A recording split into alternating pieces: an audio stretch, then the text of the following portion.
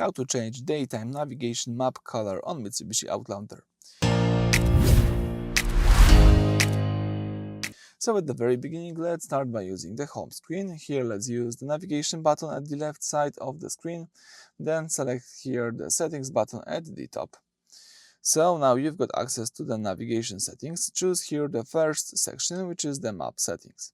Then you need to scroll down a little bit, and here you can choose here daytime map color.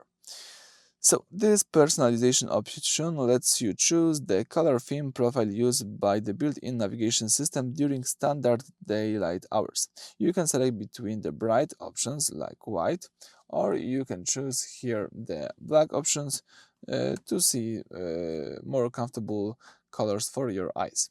In my case, maybe let me leave it on the black. And that's it. Thank you for watching. Please subscribe to our channel and leave thumbs up.